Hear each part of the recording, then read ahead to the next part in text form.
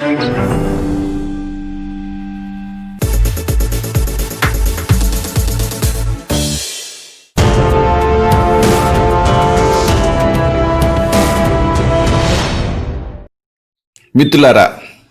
నమస్కారం.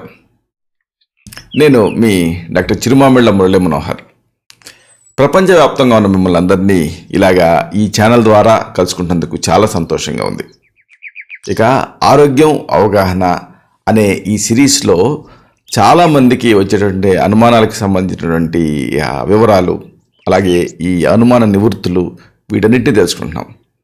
ఈరోజు మనం తెలుసుకోబోయేది ఒక ముఖ్యమైన విషయం, ఎంతోమంది అడుగుతున్న సమస్య.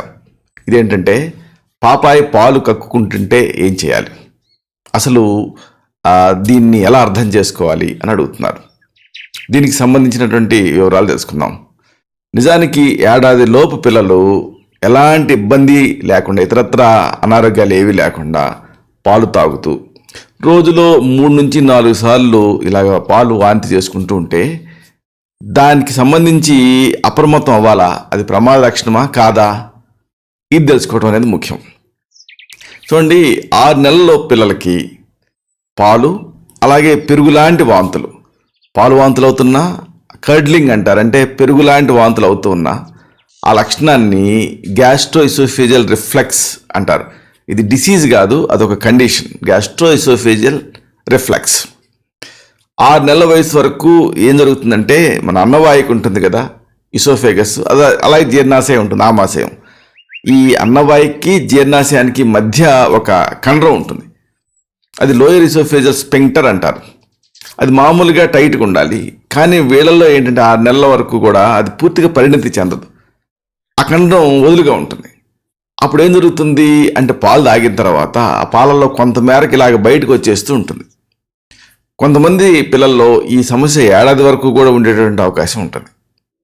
అయితే ఇక్కడ మీరు గమనించాల్సింది ఏంటంటే, బిడ్డ బరువు తగ్గకుండా వారానికి 150 గ్రాములు, ఇది గుర్తుపెట్టుకోండి, వారానికి 150 గ్రామ్స్ చొప్పున బిడ్డ క్రమేపీ పుట్టిన దగ్గర నుంచి అలా పెరుగుతూ ఉంటే, వెయిట్ గెయిన్ అవుతూ ఉంటే, పాలు వాంతి చేసుకుంటున్నా మీరేం కంగారు పడాల్సినటువంటి అవసరం లేదు.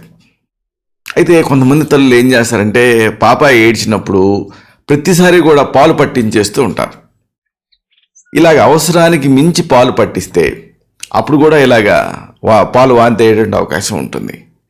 అలాగే ఇంకొక విషయం, ఆ సీసా పాలు పట్టించేటువంటి పిల్లల్లో కూడా ఇలా జరుగుతూ ఉంటుంది. కాబట్టి కారణం గమనించి దాన్ని కరెక్ట్ చేసుకోవడం అనేది ముఖ్యం. అలాగే ఇంకొక అతి ముఖ్యమైన సలహా ఉంది. పాలు తాగిచ్చిన వెంటనే బిడ్డను పడుకోబెట్టద్దు.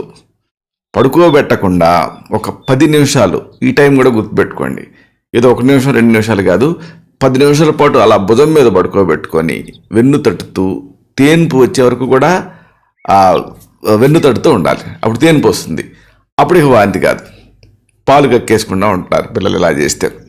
కాబట్టి ఈ టెక్నిక్ పాటించండి. ఇలాంటి మరొక ఆసక్తికరమైన విషయాన్ని తిరిగి ఇదే కార్యక్రమాల పరంపరలో మనం కలుసుకున్నప్పుడు సవివరంగా, సహేతుకంగా, సమగ్రంగా తెలుసుకుందాం. శతం జీవ శరదో వర్ధమానః, శతం హేమంతాన్ శతం వసంతాన్. 100 శరత్తులు, 100 హేమంతాలు, 100 వసంతాలు వర్ధిల్లుతూ జీవించండి. Stay healthy, stay happy, love you all.